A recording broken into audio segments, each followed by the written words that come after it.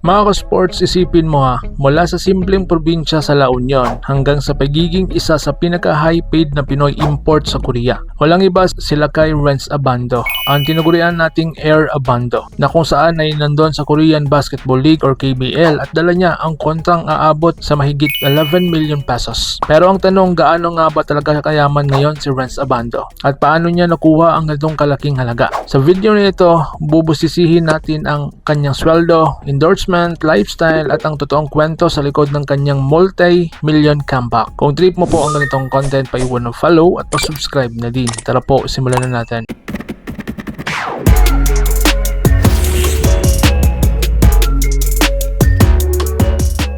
Bago ang milyon, nagsimula muna siya sa hirap. Si Abando ay lumaki sa probinsya ng La Union. Walang kasiguraduhan, walang spotlight, pero dahil sa kanyang sipag at talento, napunta siya sa collegiate scene kung saan siya'y sumikat sa University of Santo Tomas Growling Tigers. Dito niya ipinakita ang kanyang explosive athleticism, mga dunk na parang NBA level. Kalaunan, lumipat siya sa Letran Knights at doon tuluyang sumabog ang kanyang career. Naging champion at isa sa pinaka-exciting players sa NCAA. Noong 2022, unang pumasok si Abando sa Korea at agad siyang naging sensation sa Korean Basketball League. Ang kanyang initial salary, 237 million won o humigit kumulang 10 million pesos. Pero ito ang mas nakakagulat. Sa kanyang pagbabalik noong 2025, pumirma siya sa Anyang Red Booster na may kontratang nagkakahalaga ng $195,000 o higit kumulang 11 million pesos sa isang season lang. Ibig sabihin, halos 1 milyon kada buwan. Mas mataas pa sa maraming superstar sa Philippine Basketball Association. At take note isang season lang po iyan. So dito naman tayo sa kanyang bonuses plus achievements. So bakit binabayaran siya ng malaki?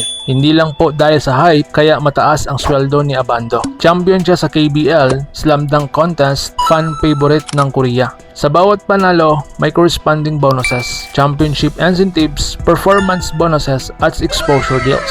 Kaya ang tunay niyang kinita, posibleng lumagpas pa sa 15 million pesos po yan kada taon. Bukod sa basketball, kumita rin sila kay Renz Abando sa mga endorsements. Ilan sa mga brands na nakakabit sa kanya ay yung Cherry Auto at Nutrition Depot. At dahil sa kanyang viral dunks, tumaas ang kanyang market value dahil hindi lang sa Pilipinas kundi pati sa international scene. Ibig sabihin, habang tumatagal, mas lalo pa po siyang yumayaman. Pero kahit milyonaryo na, nananatiling simple pa rin sila kay Renz Abando.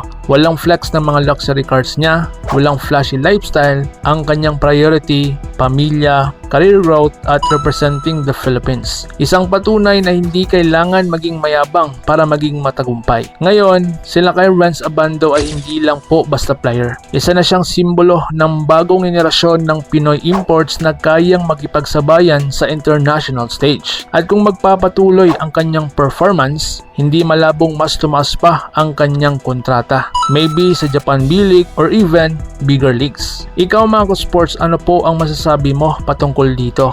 Sulit ba ang 11 million pesos para kay Renz Abando? I-comment mo po ang iyong hinaing sa baba at babasahin ko yan. At kung gusto mo pa ng ganitong content tungkol sa mga Pinoy imports, i-comment mo lang po sa baba kung sino ang gagawan natin. Like, subscribe at hit ang notification bell dahil dito sa channel na to, lahat ng kwento ng Pinoy athletes pinag-uusapan. So paano? Ingat po kayo.